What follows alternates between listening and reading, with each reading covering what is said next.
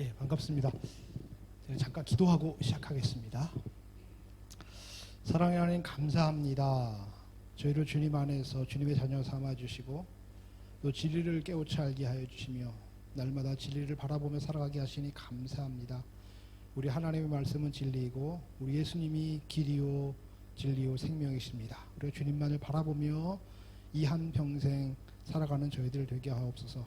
우리 믿음의 여정에서 좌로나 우로나 흔들리지 않게 하여 주시고 오직 이 길을 따라서 주님께 가는 그날까지 나아가는 저희들 되게 하여 주시옵소서. 주님 이 시간도 축복하여 주시고 은혜 내려 주시옵소서. 내 말과 내 전도함이 설득력 있는 제 말로 아니하고 성령님의 나타나신과 능력으로 되어지는 귀한 시간 되게 하여 주시옵소서. 예수님 이름으로 감사하며 기도드렸사옵나이다. 아멘. 오늘 세 번째 시간입니다. 이제 여기 조명 꺼주셔도 될 것 같은데 여기 또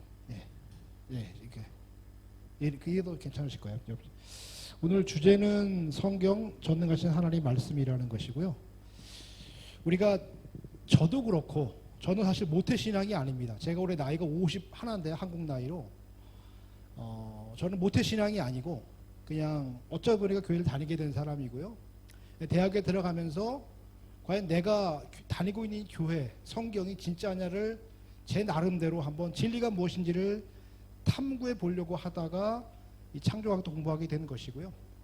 진리라는 것은 모든 것이 담겨 있어야 진리라고 말할 수 있는 것이고요. 우리에게 필요한 것들, 우리 현생과 내세까지도 다 포함되어 있어야 진리라고 말할 수 있습니다. 그러면 진리를 어떻게 찾느냐?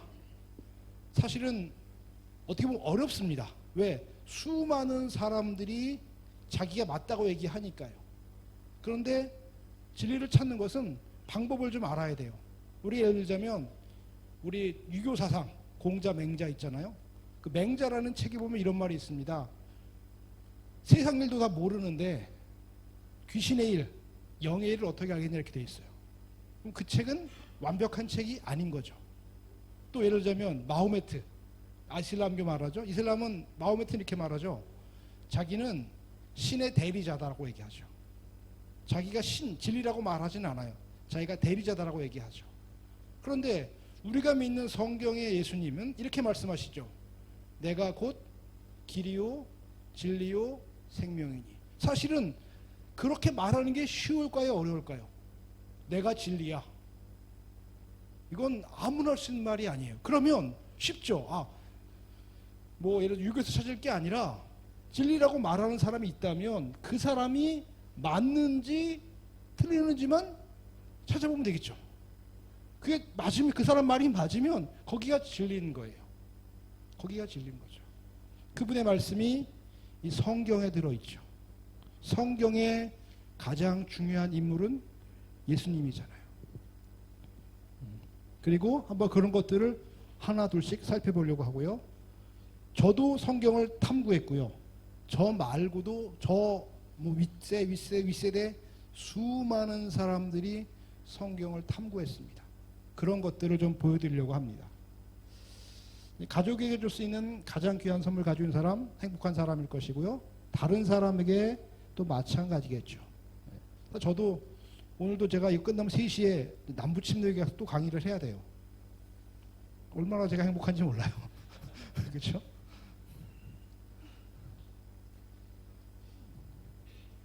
한번 읽어보실까요? 시작. 모든 성경은 하나님의 감동으로 된 것으로 교훈과 책망과 바르게 함과 의로 교육하게. 성경은 누가 쓰신 책이다? 하나님이 쓰신 책이라는 거죠. 믿으십니까? 그 하나님이 성경은 이렇게 말하죠. 전능하신 분이라고. 한번 확인해 보려고 합니다. 성경은 전능하신 하나님의 말씀을 기록한 책이고요. 그렇기 때문에 정확성과 권위를 가지고 있고 고고학적으로, 역사학적으로, 과학적으로도 사실이고 그렇기 때문에 사람의 생각과 지식보다도 우선되어야 한다는 거죠.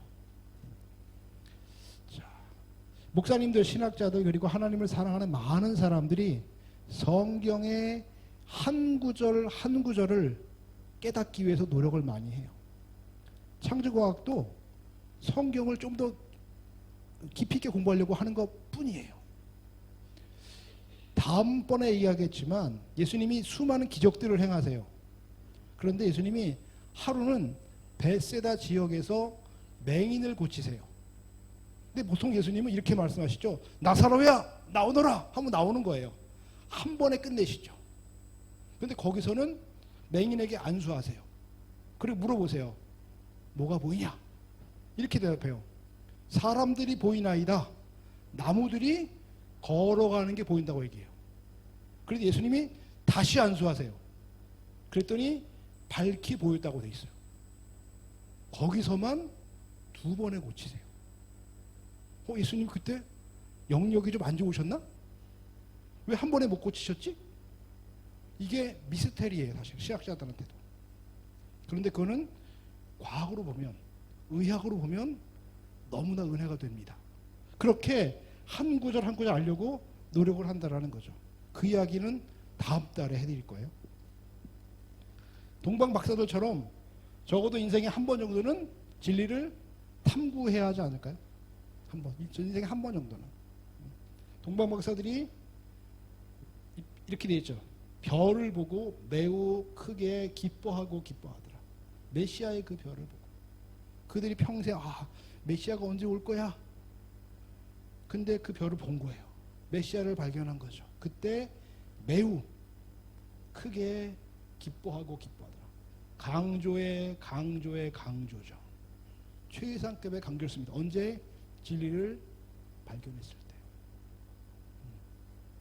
예수님을 만난 기쁨보다 더 큰 기쁨은 없어요. 왜? 그분이 진리시니까요. 지금부터 살펴보려고 합니다. 땅을 보면 지층이 있는데요. 이렇게 되어 있습니다. 맨 밑에 시생대, 이건 암석 덩어리예요.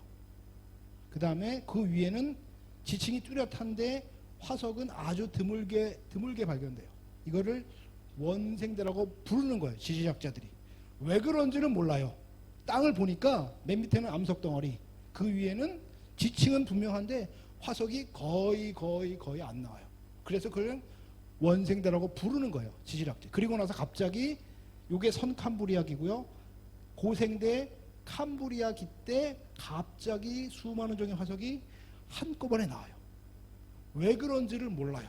진화가 맞다면 차근차근 많아져야 되는데 그게 아니라 거의 안 나오다가 갑자기 모든 종의 화석이 갑자기 나와요. 왜 그런지 몰라요. 근데 왜 모를까요?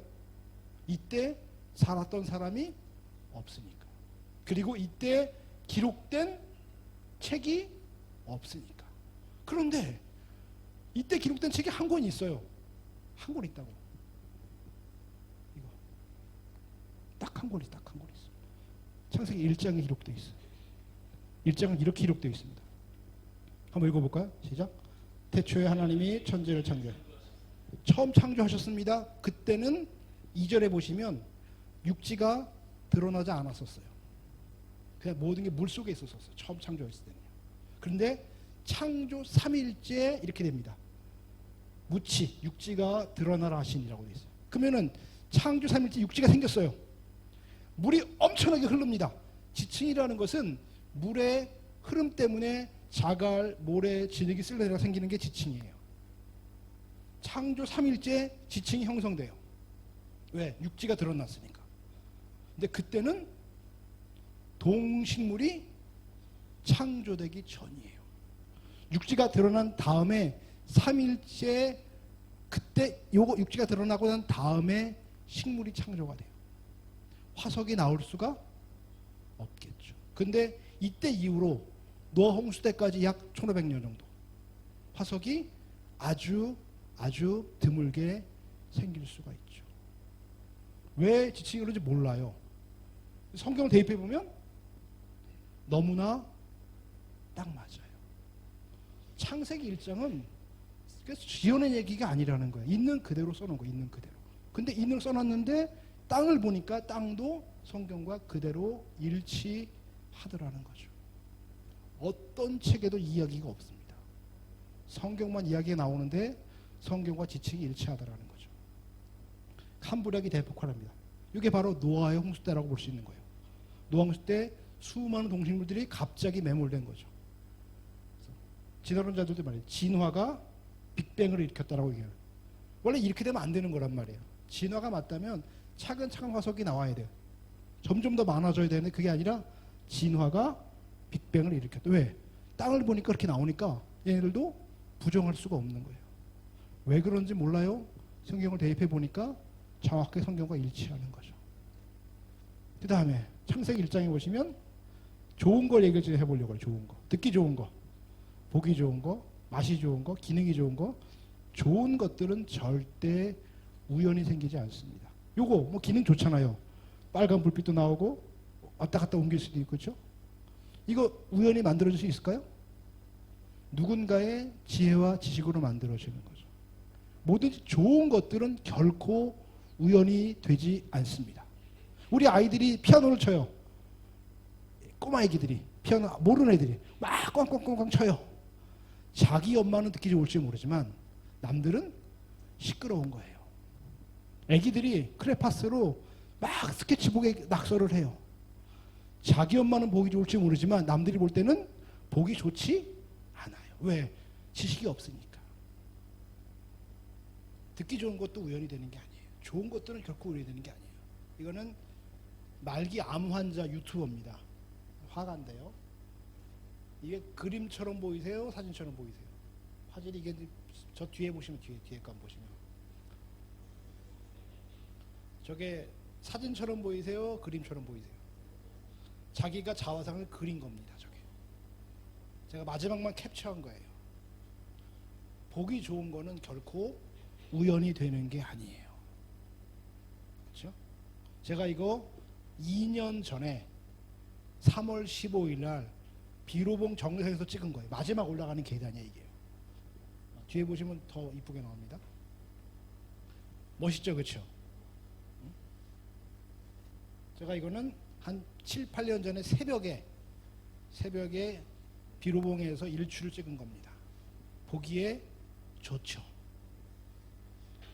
보기 좋은 것들, 듣기 좋은 것, 기능이 좋은 것들은 결코 하나도 우연히 되는 게 없습니다. 우리 보통 바위 보면 뭐 코끼리 바위 뭐 이런 거 있잖아요. 그냥 신기하긴 하지만 이쁘진 않잖아요. 그렇죠? 그렇죠? 누군가가 이쁜 거, 좋은 것들은 그런 거예요. 근데 창세기 1장에 우리가 잘 알고 있는 말이 나오죠. 하나님이 지으신 것을 보시니 보시기에 좋았더라가 6번이 나오고요. 보시기에 심히 좋았더라까지 총 7번이 나옵니다. 하나님이 지으신 모든 것들은 당신의 지혜와 능력으로 만드신 거예요. 왜? 그렇지 않고서는 좋을 수가 없으니까요. 그 다음에 별 이야기를 해보려고 합니다. 우리 젊은 친구들은 아마 이런 얘기 들어봤을 거예요. 별이 거리를 측정할 수 있습니다. 별이 있는 거리가 1억 광년이에요. 무슨 말이냐? 빛이 1억 년을 가야 되는 거예요. 그럼 이렇게 말하죠. 우리가 지금 보고 있는 빛은 지금 빛이 아니라 1억 년 전에 출발한 거야. 이런 얘기 들어보셨을 거예요. 지금 우리가 보는 빛은 지금 빛이 아니라 1억 년 전에 출발한 거야. 그런데 그것은 성경을 모르는 분들은 그렇게 말할 수가 있어요. 하지만 성경을 안다면 그렇게 말할 수가 없는 게 왜 그러냐?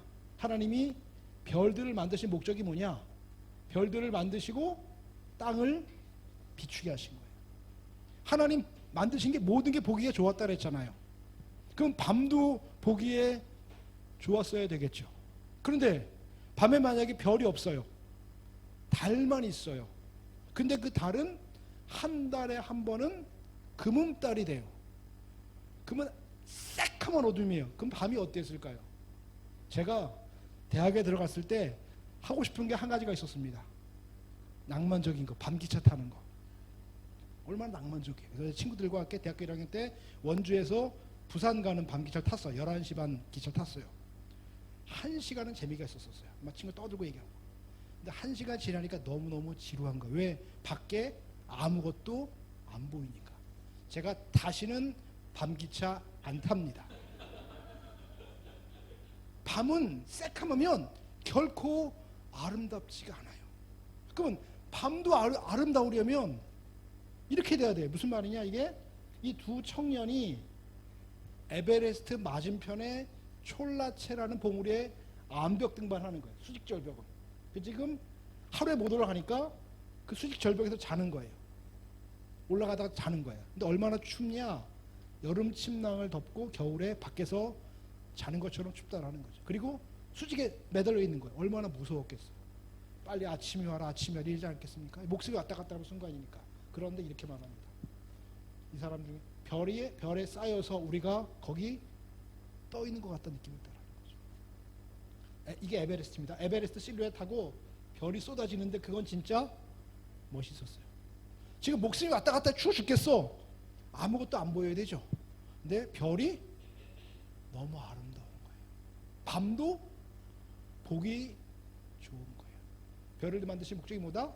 땅을 비추게 하시려고. 왜? 밤도 보기에 좋도록 하시려고. 그래서 별을 만드신 목적이 뭐냐? 땅을 비추게 하신 거다라는 것 알고 계시면 되겠습니다. 그 다음에 언어 이야기예요. 언어. 전 세계에 언어가 몇 가지가 있을까요? 제가 언어학자한테 강의를 들었어요. 약 6,900가지가 있다고 합니다. 언어가. 몇백 개가 6,900가지 언어가 있다고 합니다. 그런데 잘 보시면 언어는 만들 수 있는 게 아니에요. 우리는 언어를 누구한테 배웠어요? 엄마 아빠한테 배워요. 엄마 아빠한테. 아니면 그 사회에서 배워요. 오늘부터 목사님과 저랑 이거를 둘이서 피아노라고 합시다 라고 한다고 되나요? 안 되나요? 안 돼. 왜? 다른 사람은 이거를 피아노로 안 부르고 있단 말이에요. 문자는 만들 수 있지만 언어는 만들 수가 없는 거예요. 그리고 진화가 맞다면 언어가 다양해지는 건 말이 안 되는 거죠. 왜? 진화에 생존에 불리하니까. 근데 그런 언어가 몇 가지가 있다고요? 6,900가지가 있다. 누구도 왜 그런지 아무도 몰라요. 그러면 안 되는데. 성경에만 그 문제가 나와 있잖아요. 이렇게 나와요. 언어가 하나요, 말이 하나였더라.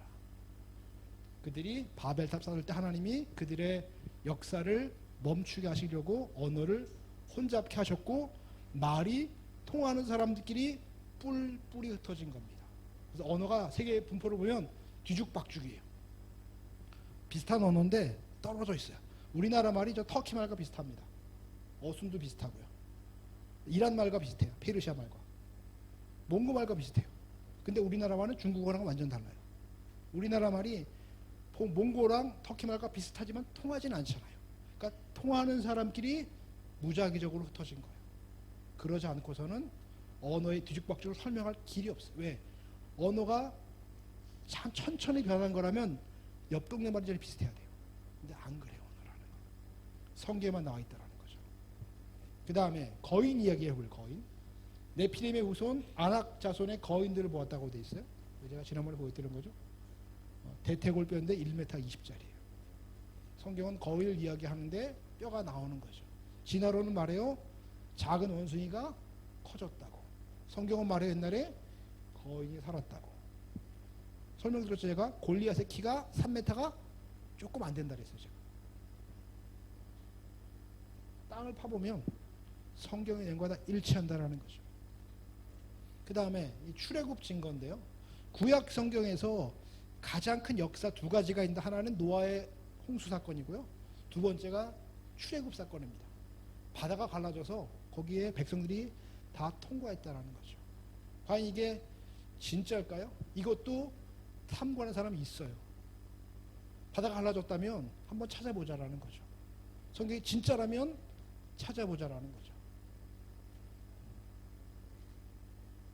성경을 따라가 보겠습니다. 출애굽한 사람은 장정만 60만 명이죠. 그렇죠? 애들 또 여자들 어르신들 하면 약 200~300만 명.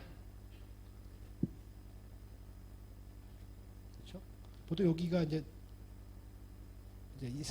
애굽 땅이고요. 여기서 요기를 시내산 여기 지금 성지순례 가는 시내산입니다. 그래서 요기를 건너서 이렇게 왔을 것이다라고 얘기를 하는데요. 이거는 이제 근거는 아직은 없는데요. 설명을 제가 드려보겠습니다. 아까 그 호수가 요거예요. 별로 크지 않은 호수인데요. 만약에 여기를 건넜다고 칩시다. 이스라엘 백성들이 그러면은 애굽 군병들은 말을 타고 있었으니까 우회하면 되잖아요. 우회하면요. 굳이 건널 필요가 없어요. 왜? 옆에 육지가 있으니까. 좀 이상하다라는 거죠. 그런데 여기가 홍해고요. 홍해에 수에즈만과 아카바만이 있는데요. 보다 보니까 여기에 큰 해변이 하나 있더라는 거죠. 누에이바라는 큰 해변이 있더라는 겁니다. 성경을 또 따라가 보겠습니다. 하나님께서 출애굽할 때 여기로 가지 말고, 여기는 이 해안도로예요. 제일 빠른 길이에요. 여기는 군사들이 많기 때문에 여기로 가지 말고 홍해의 광야 길로 가라고 돼 있어요. 밑에가 여기 홍해잖아요. 그러니까 홍해 밑으로 가라는 거예요. 밑으로. 성경을 따라가 보는 겁니다. 일로 가는 게 아니라 밑으로 가라. 그리고 가다가 돌이켜서 바닷가에 장막을 치라고 돼 있어요. 이기로 가는 게 일로 가다가 홍해 쪽으로 가다가 일로 가야 되는데 일로 가지 말고 돌이켜서 바닷가에 장막을 쳐라. 바닷가에. 성경을 따라가 보는 겁니다. 민수기 3장에 보면 출애굽할 때 여정이 다 나와요. 근데 41번의 진을 쳐요. 근데 그 중에 3번째 진을 친 곳이 홍해 앞바다예요. 40년 동안 41번의 진을 쳐요. 그러면은 매일 진 치는 게 아니에요. 한 번 진 치면 1년씩 있기도 하고 2년씩 있기도 해요. 그러니까 이게 3번째 진 친 곳이라고 해서 3일 길은 아니라는 거예요. 여기 보시면 출애굽한 다음에 낮이나 밤이나 걸어갔다고 되어 있으니까. 아무튼 3번째 진을 친 곳이다 설명을 드리는. 왜? 아까 그 애굽 땅에서 홍해 누에이바까지 3일 길보다 훨씬 더 멀어요. 절대 3일 길을 못 가요. 아무튼 3번째 진 곳이라고 3일은 아니라는 거죠. 여기가 누에이바입니다. 유일한 큰 해변이고요. 바다 막혀 있어요. 돌아갈 수가 없어요. 여기가 이제 가까이 찍은 거. 들어오는 길이 하나입니다. 들어오는 길이 하나고요. 이렇게 돼 있어. 들어가는 길이. 이렇게 돼 있어요. 길이가 7km, 폭이 3km. 7km로 하면 우산동에서 또 당구동까지 한 7km 됩니다. 이게 엄청난 큰 해변이에요. 수백만 명이 여기 있을 수가 있어요. 그 다음에 이렇게 요게 진을 친 상태니까 바로가 말하기를 그들이 광야에 갇힌 바 됐다. 왜? 앞에는 바다고 뒤에는 외길이야. 도망갈 데가 없는 거죠.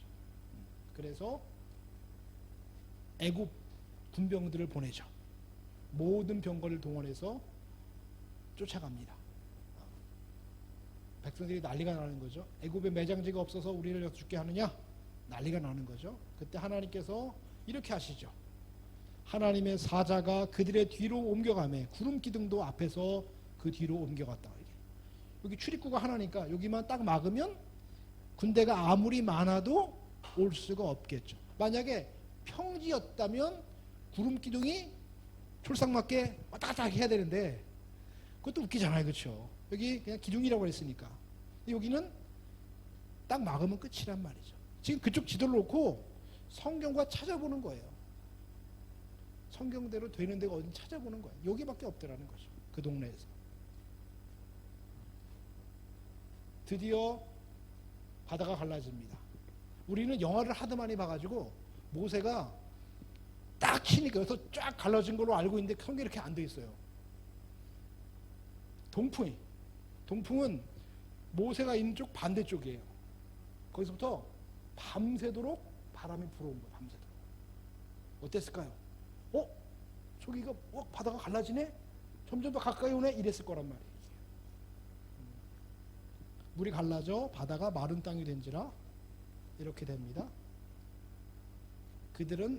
물은 그들의 좌우의 벽이 되었다 그랬어요. 여기를 통과하는 거예요. 옆에 물이 쫙 서 있는 거예요. 이렇게 쫙. 세계 최초의 아쿠아리움입니다. 저게. 세계 최초의 아쿠아리움. 바다를 건너갈 때 저기가 너무너무 신기했을 것 같아요. 야, 저기 물고기 봐. 두려운 게 아니라 제가 볼 때는 물이 벽이 됐다 그랬으니까 물고기가 막 노네? 얼마나 신기했을까? 애들이 얼마나 재밌었을까요? 진짜. 무서운 게 아니라. 제가 천국에 가면 이런 거 실사로 한번 보고 싶어요. 실사로 진짜. 어땠을까? 우리는 대충 생각하는 거지만 천국에 가면 이걸 좀 제대로 볼 수 있는 그날 한번 저는 소망 중에 바라봅니다. 아무튼 물은 그들의 좌우의 벽이 됐다고 돼 있어요. 근데 바다가 갈라졌습니다. 근데 만약에 동해반처럼 물이 갑자기 깊어지면 애들 데리고 건너갈 수가 없겠죠. 근데 희한하게도 요 누에이바 앞바 다만 수심이 6도에 6도. 6도라고 말하면 100m 가면 6m가 낮아지는 거예요. 6m. 1000m 가면 60m가 낮아져요. 거의 평지죠. 애들 데리고 충분히 갈 수가 있습니다. 이게 18km인데요. 6도의 완만한 경사예요. 여기 앞바다만 딱 그렇습니다. 양쪽으로는 바다가 갈라져도 들어갈 수가 없어요. 이거 탐구한 사람이 얼마나 신기했을까요? 딱 봐도 저기밖에 없어요. 저 지도 놓고 펼쳐보면 앞에는 바다고 기둥이 있어야 되고 받침바되었고 여기밖에 없단 말이에요. 그런데 그 앞바다만 수심이 너무너무 완만해요. 얼마나 신기했을까요? 제가 이거 이제 지하에 등고선을 제가 보여주는 거. 여기만 등고선이 선결게 돼 있죠. 좀 더 확대하면 이렇게 여기만 등고선이 선결게 돼 있어요. 여기만. 다른 데는 다 촘촘하죠. 못 건너가요. 여기만 등고선이 선결게 돼 있어요. 완만한 경사라는 거죠. 드디어 이제 백성들이 건너오고요. 바로의 군대가 추격해서 오는 거죠. 그 다음에 하나님께서 어지럽게 하셨고 병거 바퀴를 벗기셨다고 되어 있습니다. 그다음에 다시 물이 원래대로 된 거죠. 백성들이 말하기를 애굽 사람들이 죽어 있는 것을 보았다고 되어 있어요. 수많은 사람들이 죽었겠죠. 말도 죽고 사람도 죽고 병거도 빠져 있을 거예요. 그러면 저게 3,500년 전인데요. 지금 저 흔적이 남아 있을까요, 없을까요를 한번 생각해 보는 거예요. 탐구하는 사람들. 워낙 오래됐기 때문에 없을 수도 있지만 그래도 한번 찾아보자라. 근데 만약에 찾아봤는데 내가 예상한 그곳에서 말뼈가 나오고 사람 뼈가 나오고 병거에 대한 유적이 흔적이 나온다면 이것도 대단한 거죠. 왜? 바다에서 사람 뼈 찾는 게 쉽습니까? 어렵습니까? 너무너무 어려운 거죠. 말뼈 찾는 거는 더더욱 어렵고요. 병거 밖에 찾는 거는 더 어려운데 세 가지가 한꺼번에 나온다?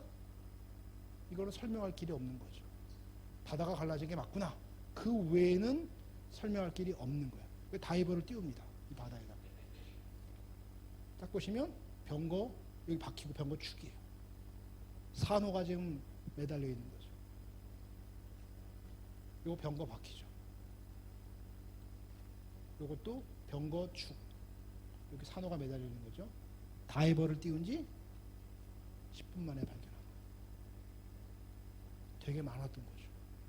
너무너무 쉽게 발견한 거죠. 내가 예상한 그곳에서. 한 사람이 그 탐구한 게 아닙니다. 요거는 금도금대 바퀴가 있었고요.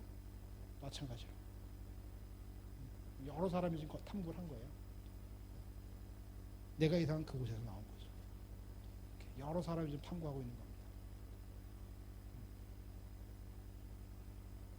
말이 될까요? 바다에서 바퀴 하나 찾는 것도 말이 안 되는데 바다가 갈라진 게 맞다라는 거죠. 역사적 사실이라는 거예요. 그러니까 지금도 탐구해 보면 아 정말 바다가 갈라지는 게 맞구나. 우리 하나님 바다도 가르시는 분이구나. 성경의 말씀이 하나도 거짓말이었구나. 탐구하면 더 확실히 알게 되겠죠. 이집트의 벽화랑 비교해봤더니 맞더라는 그 시대의 바퀴가 맞더라는 거죠. 그 다음에 사람 뼈, 말뼈들이 발견되었고요. 요거는 여기가 명치, 여기가 갈비뼈, 여기 명치, 여기 명치. 사람이 누워서 죽어 있는 거 이렇게 죽어 있는 거죠. 너무너무 많은 것들이 발견됐다는 거죠. 말발굽도 발견되고요. 예상한 그곳에서 진화로는 예상한 대로 안 돼요. 화석이 많이 나오면 점진적인 진화가 증명될 줄 알았는데 안 되는 거예요. 성경은 여기밖에 없어. 지도 놓고 보니까 찾아보면 성경대로 다 나오는 거죠. 탐구한 사람의 마음이 어땠을까요? 정말 하나님이 바다를 가르신 게 맞네요. 성경은 의심할 게 없네요 라고 생각하지 않았을까요? 바다 갈라진 게 말이 됩니까? 말이 안 된단 말이에요. 근데 증거를 보면 바다가 갈라진 게 맞다라고 밖에 볼 수 없다라는 거죠. 우리가 믿는 이 성경의 하나님은 그래서 전능하신 분이라는 거예요.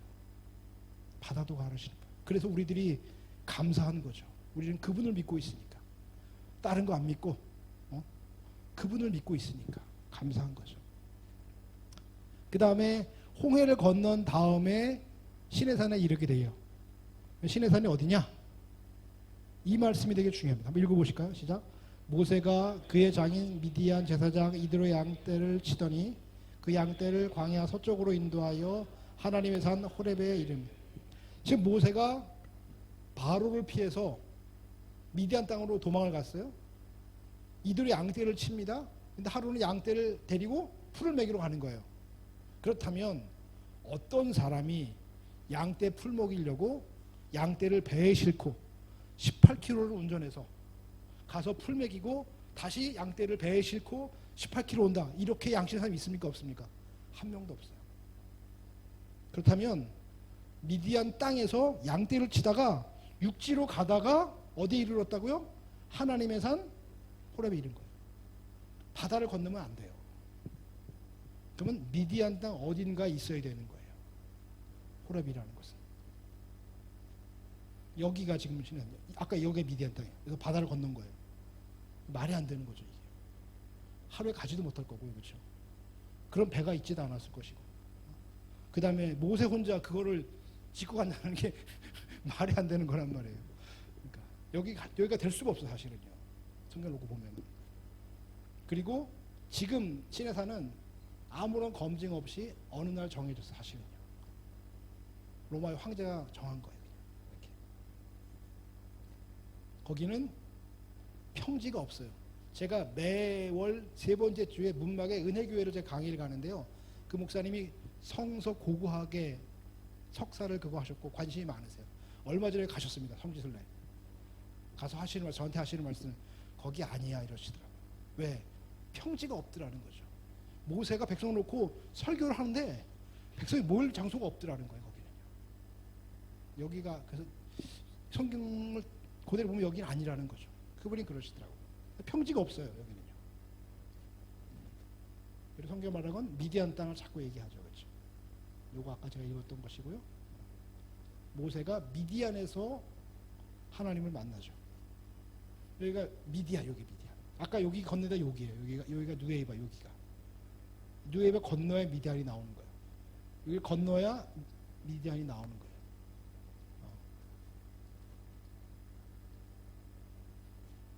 여기 미디안, 여기가 지금 사우디 아라비아 지역입니다. 여기가 아까 건너는데 여기를 건넜다라는 거예요.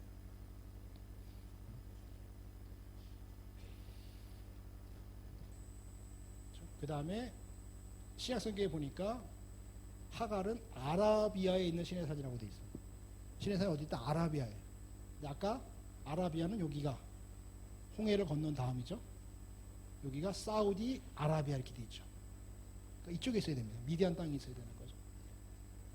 미디안 땅에 보니까 어떤 산, 라우즈 산이라는 게 있는데요. 여기가 새카만 산이에요. 여기만 새카맣습니다. 산이. 성경에 보니까 이렇게 되어 있어요. 그 산에 시내산에 연기가 자욱했다고 되어 있어요. 그리고 불 가운데에 거기 하나님이 강림하셨다고 되어 있어요. 그 다음 또 말하기를 그 산에 불이 붙어 불길이 충천했다고 되어 있어요. 산에 불이 붙은 거예요. 그렇죠? 여기 보면 뒤에 보시면 저 자세히 보지만 여기는 흑색이고 여기만 새카맣습니다. 여기만 새카매요. 좀 더 좋은 화질로 보면 이렇습니다. 여기만 새카매요. 여기만. 그래서 돌을 뒤집어 보면 겉에만 탔어요. 검은 돌이 현무암이 아니에요. 그냥 겉에만 탄 거예요. 그런데 어떤 유튜버가 기독교 유튜버가 말해요. 돌은 불이 안 붙어 이렇게 얘기해요. 그리고 토치로 돌을 가열을 해요. 불이 붙을까요? 안 붙을까요? 불이 안 붙습니다. 돌이. 그럼 이게 틀린 걸까요? 그런데 그 유튜버가 성경에서 빼놓은 게 있어요. 연기가 자욱했다라고 돼 있어요. 돌을 토치로 가열하잖아요. 불 안 붙습니다. 연기도 안 납니다. 연기가 나려면 다른 게 있어야 돼요. 다른 게 있으면 돌도 불이 붙을 수가 있어요. 다른 게 붙어 있으니까. 돌에다가 석유 뿌리고 불 붙이면 불 붙잖아요. 그럼 연기도 난단 말이죠. 하나님께서 여기에 뭔가를 하신 다음에 태우면 연기도 나고 불도 붙는 거죠. 아무튼 여기가 돌이 타 있습니다. 성경 그대로. 여기만 그렇습니다. 이거 한국 유튜버가 찍은 건데요. 네, 다시 왔습니다. 신에서 여기가 새카맣잖아요. 여기는 하얀데요. 언제 봐도 신기하고. 여기. 지금 요까지는 상주순례가 돼요. 갈 수 있을 것이요. 그리고 그 밑에 가니까 큰 평야가 있다라는 거죠. 수백만 명이 장막을 치고 야영할 수 있는 공간이 있더라는 거죠. 성경과 대입해 보니까 다 맞더라는 거죠. 그 다음에 엘리야의 동굴로 생각되는 굴도 하나 있다라는 거고요. 호렙에 이르러서 불에 들어갔다라고 되어 있는데요. 여기가 그 굴입니다. 여기가 이제 아까 시내산. 그래서 이제 여기가 탄 데는 시내산이고 그 앞에 산이 호렙으로 보는 거죠. 그 다음에 거기 보니까 이런 벽화들이 있더라는 거죠. 이스라엘 백성들이 200만 명, 300만 명이 시내산 밑에서 거의 1년을 있어요. 1년 동안 뭐 했을까요? 심심하니까 그림도 그리고 막 그러지 않았겠습니까? 그렇죠? 거기에다가. 근데 아까 거기 옛날 시내산에는 그런 흔적이 전혀 없어요. 사람이 살았던 흔적이 전혀 없어요. 여기는 수많은 벽화들이 나옵니다. 요건 메노라죠, 메노. 7 금초대. 이것서 나오는 거예요. 근데 이거를 최근에 가니까 누군가가 요것만 훼손을 해놓은 거예요. 이건 2006년도. 15년 후에 갔더니 요것만 누군가가 훼손해 놓은 거예요. 그 다음에 여기에 제단터가 있더라는 거죠. 제단터. 이렇게 동물들 이렇게 끌고 와서 이쪽에서 제단을 드리는 거죠. 이렇게 들어가서요. 여기 보니까 동물을 태운 재가 많이 나왔다라는 거죠. 여기 제단터라는 거죠. 여기서 제단을 드린 거죠. 이러면 일어나 산 아래에 제단을 쌓고, 이 시내산이죠. 그 다음에 12지파대로 12기둥을 세우라고 되어 있어요. 제단 옆에 기둥이 있어야 되죠. 여기 보니까 이 제단이죠. 제단 여기에 여기 기둥이 있죠. 기둥들이 있죠. 여기에는 저게 다 있는 거예요. 그 산에. 그 다음에 모세가 십계명을 받았습니다. 모세가 안 내려오니까 아론이 뭘 하죠? 금송아지를 만들죠. 모세가 열받아가지고 십계명 다 깨뜨리고 그날 3,000명을 죽여요. 우상숭배했다. 그럼 그들 묻어야 될 거 아니에요. 어디요? 여기에 묘지가 있더라는 거죠. 그 옆에. 여기 보면 돌들이 세워져 있어요. 비석처럼. 이렇게 돌이 세워져 있어요. 파보니까 인골이 나오더라는 거죠. 여기 돌이 이렇게 다 세워져 있어요. 이렇게. 여기만 딱 그래요. 돌이 이렇게 세워져 있어요. 이렇게. 누가 묻고 돌을 세운 거죠. 돌이 다 세워져 있다. 이렇게. 여기는 2개 세워져 있는 거 보니까 엄마 아빠가 다 돌아가신 걸 수도 있어요. 이렇게 돌이 다 세워져 있는 거죠. 한두 개가 아닙니다. 이렇게 세워져 있어요. 그 근처에 성경 그대로 있는 거죠. 그 다음에 이들이 뭘 먹었죠? 광야에서 먹을 게 없죠. 만나를 먹었어요. 이렇게 돼 있어요. 만나는 이렇게 돼서 백성들이 거기서 거두어가지고 맷돌에 갈기도 하고 절구에 찢기도 했다고 돼 있어요. 1년 동안 살았어요. 1년 동안. 돌이 이렇게 간 흔적이 보이는 거예요. 간 흔적이 보이는 거예요.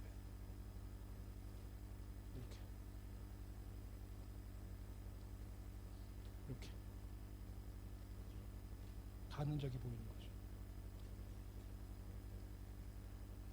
여기 다 있더라는 거죠. 바다가 나온 건 사실이고 산에 성경 그대로 불이 붙은 것도 지금도 남아있고요. 산이 새카말려면 방법은 없어요. 누군가가 서기를 메고 올라가서 불을 붙여야 되는데 어떤 제정신하는 사람이 그렇게 하겠어요. 면적도 크고. 성경 그대로 보면 다 말이 딱 맞는 거죠.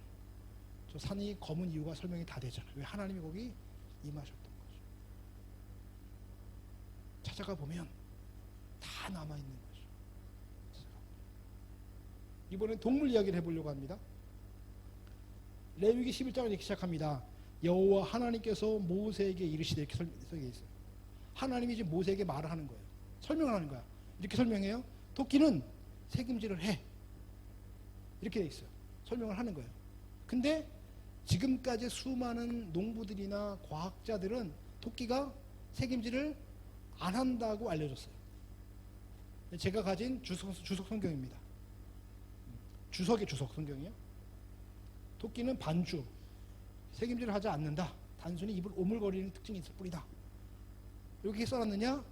과학자들이 토끼는 책임질을 안 한다고 말했기 때문에 신학자들도 과학자 말을 거부할 수가 없는 거예요. 그래서 토끼는 책임질 안 해. 그 당시 사람들이 과학에 무지했어. 이렇게 써놓은 거예요. 주석 성경에. 성경이 틀린 걸까요? 레위기 10장 이렇게 시작한다 그랬어요. 여호와께서 모세에게 말씀하여 이르시되. 하나님이 말씀하시는데 토끼는 책임질을 한다라고 하나님 직접 말씀하신 거예요. 그렇죠? 근데 과학자들은 아니래요. 20세기까지도. 이분이 연구를 시작해요. 탐구를 해요. 분명히 성경에는 토끼는 죄책임질을 한다고 되어 있는데 왜 지금까지 사람들은, 농부들은 절대 책임질 안 한다고 말했을까? 내가 한번 동물원 원장이니까 탐구해보리라. 그리고 밤새도록 하루 종일 토끼를 관찰합니다. 그랬더니 새벽에 몰래 혼자 책임질을 하더라는 거죠. 토끼는 똥을 두 개를 싸요. 하나는 딱딱한 똥, 하나는 말랑말랑한 똥. 딱딱한 똥은 버리는 거예요. 그건 버리는 거예요. 우리 배설물처럼. 하지만 말랑말랑을 다시 먹습니다. 그걸 안 먹으면 영양실조가 걸려요. 토끼가. 책임질을 하더라는 거죠. 성경이 기원 전에 쓰여져 있는데 토끼가 책임질하는 것은 20세기에 와서 알았어요. 그러면 어떻게 기원 전에 쓰여진 성경에서 토끼가 책임질한다는 것을 정확하게 써놓을 수 있었을까요? 하나밖에 없죠. 우리 하나님은 토끼도 만드신 분이라는 거죠. 탐구해 보니까 성경과 과학이 달랐어요. 조사해 보니까, 정확히 보니까 성경이 맞더라는 거죠. 우리 하나님은 토끼도 만드신 분이에요. 토끼도. 그러지 않고서는 이렇게 정확하게 설명할 방법이 없습니다.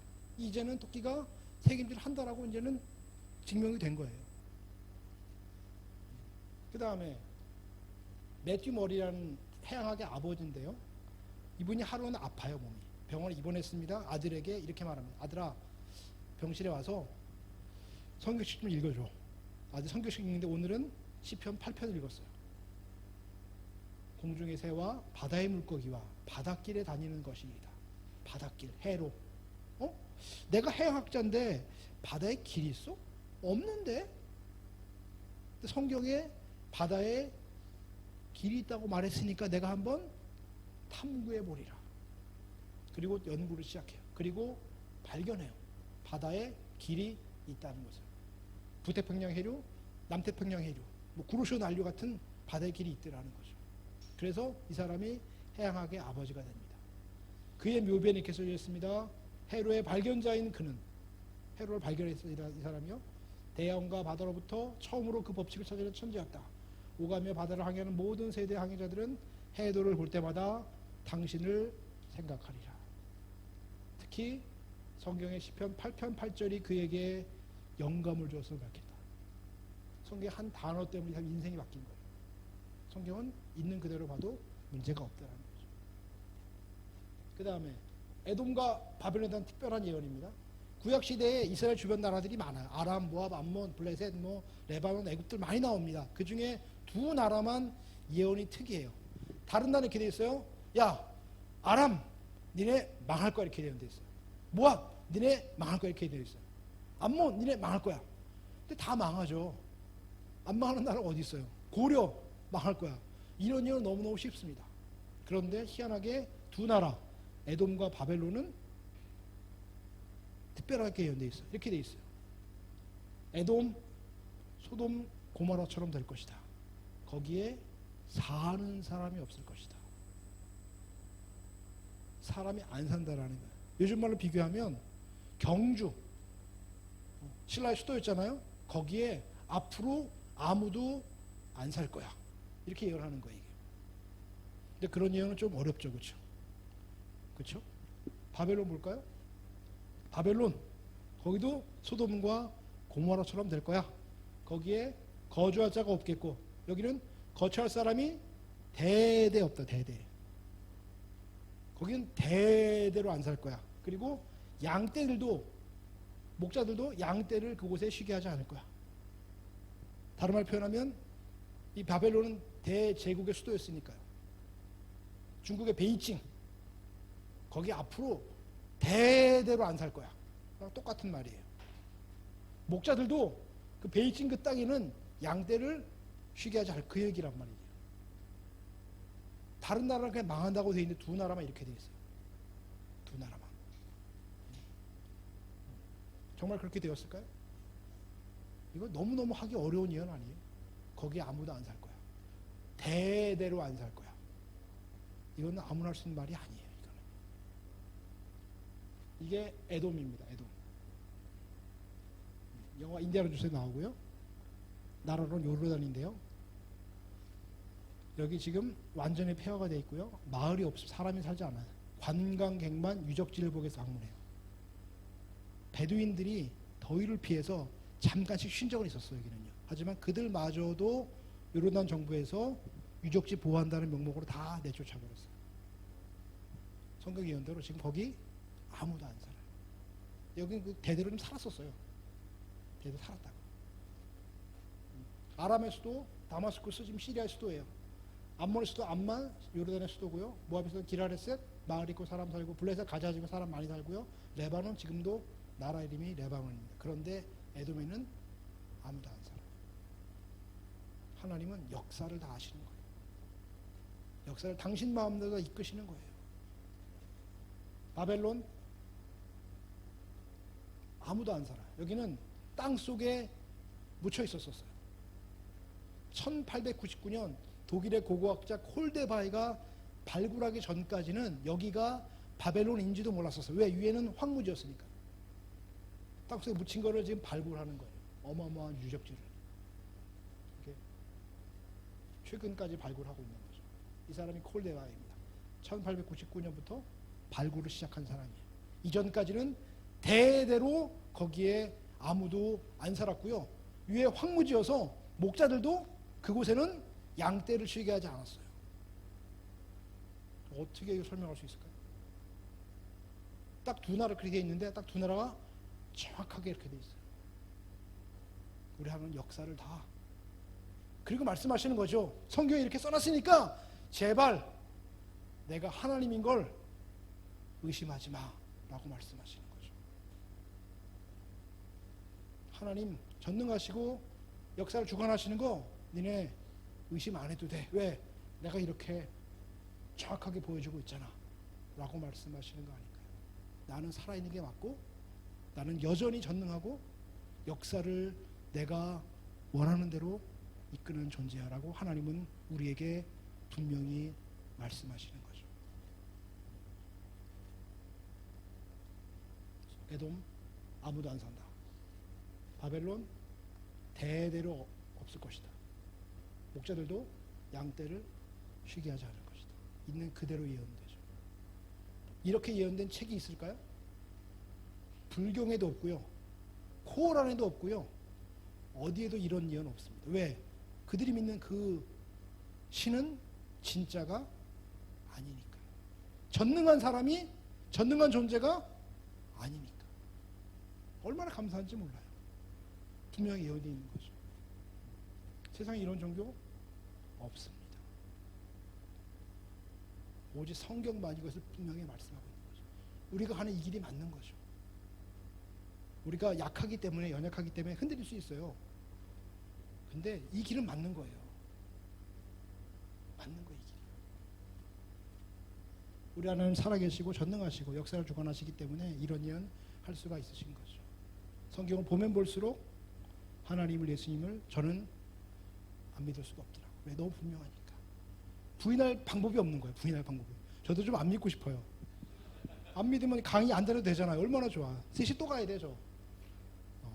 근데 안 믿을 수가 없는 거죠. 이렇게 분명한데 어떻게 전하지 않을 수 있겠습니까? 저는 성경을 진리로 믿습니다. 여러분도 다 믿으시죠? 그러면 늘 말씀드리는 거지만 어떻게 살아가는 것이 내가 잘 되는 길일까요? 내 마음대로 살아가는 거? 아니면 성경대로 살아가는 거? 성경대로 살아갈 때 내 인생이 더 하나님의 은혜가 임하게 될 거예요. 하나님의 영광을 더 경험하게 될 거예요. 그렇죠? 저는 성경을 많이 외우고 있습니다. 단어, 구절을 전 많이 외워요. 성경을 많이 외우셔야 됩니다. 많이 외우셔야 돼요. 한번 읽어볼까요? 시작. 누구든지 가족을 믿음을 배반한 자요 불신자보다 더 악한 자니라. 성경에 이렇게 말씀되어 있습니다. 자기 친족, 자기 가족을 돌아보지 아니하는 자는 믿음을 배반한 자야. 그렇죠? 저는 이 말씀 외우고 있었어요. 제 사촌 동생이 있어요. 사촌 동생이 조카가 아니에요. 사촌 동생이에요. 공부를 잘했어요. 근데 집이 되게 가난해요. 되게 가난해요. 고등학교 때 학원을 한 번도 못 다녔어요. 집이 가난해서. 수능을 봤습니다. 성균관대 공대 갈 정도 성적이 나온 거예요. 성균관대 공대는 수원에 있어요. 그래서 잘하는 거죠, 그 정도. 근데 얘는 망친 거죠. 근데 집에서는 그냥 가라는 거예요. 왜? 돈이 없으니까. 얘는 공부도 하고 싶고 재수하고 싶은데. 그렇죠? 뭐 얘도 외할머니, 외할아버지, 친할머니처럼 다 살아계셨어요, 그때. 근데 뭐 할머니한테는 관심이 없는 거죠. 얘가 뭐 너무 이제 낙담하고 있는 거. 내가 좀 집에서 해주면 좋을 텐데. 제가 뭐 그래도 좀 알던 동생이니까 너 재수할래? 제가 물어봤어요. 재수할래? 그랬더니 오빠 저 하고 싶다는 거 재수. 그러니까 내가 그 학원비 대줄 테니까 재수하라 했어요. 왜? 이 말씀 때문에. 제 친동생이 아니에요. 제가 이 말씀 몰랐다면 절대 안 도와줬을 거예요. 조카도 아닌데 나랑 학렬이 같은 사촌인데. 그렇잖아요. 저도 그때도 개혼하고 얼마 안 됐을 때고 저도 빚이 있었을 텐데 저는 근데 말씀드리지만 저 자신을 보니까 별로 대단한 게 아무것도 없는 거예요. 연약하고 부족하고 죄가 많고 이런 나를 믿고 살았다가는 잘 될 것 같지 않더라고요. 그래서 이왕이면 내 뜻대로 살지 말고 내가 믿고 있는 성경대로 살아보자라는 것, 그 마음이 늘 있었다라는 거죠. 뭐 다는 못하지만 그래도 한두 가지라도. 그래서 학원비 제가 대줬어요. 10달 동안. 10달 동안 학원 대줬어요. 생활비는 엄마가 대주고 저는 학원비를 대줬어요. 서울에서 이제 대성 가서 재수했어요. 나중에 그 다음에 수능 다시 봐서 의대에 들어갔어요. 그리고 이렇게 됩니다.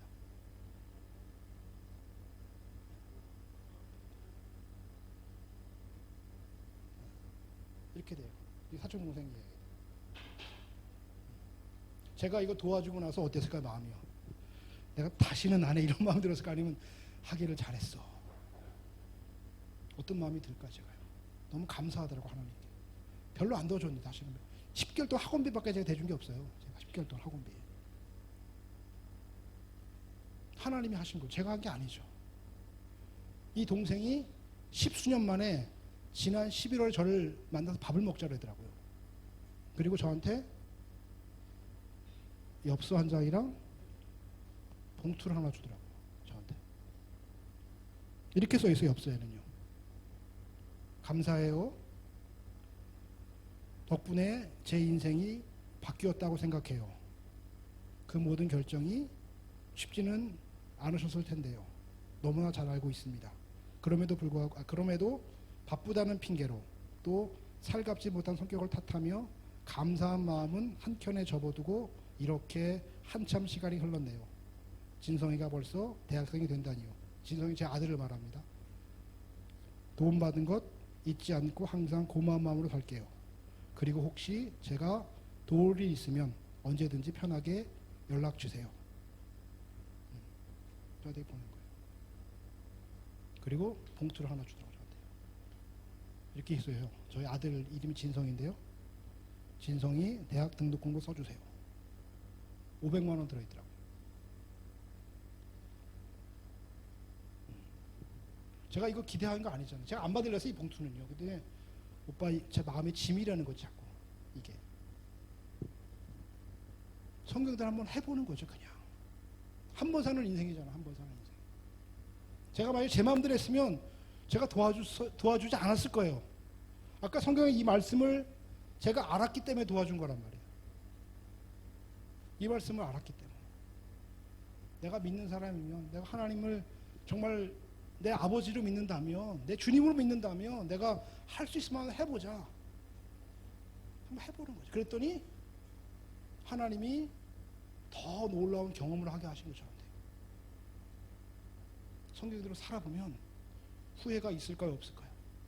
없습니다. 성경대로 안 살아서 후회가 되는 거예요. 우리가 그때 한번 해볼 거예요.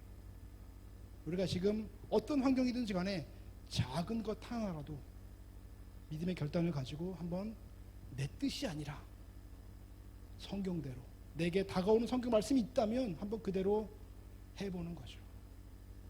그러면 우리 인생이 달라질 겁니다.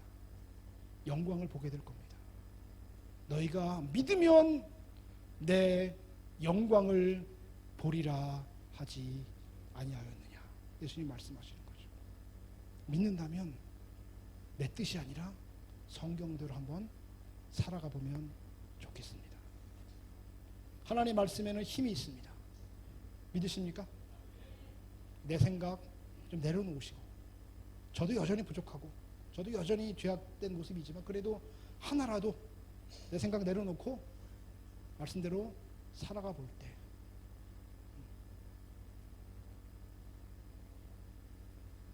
좀 더 부연 설명하면 제가 그 동생한테 그 당시는 옛날이니까 60만 원씩 10달 대줬어요. 60만 원씩 10달.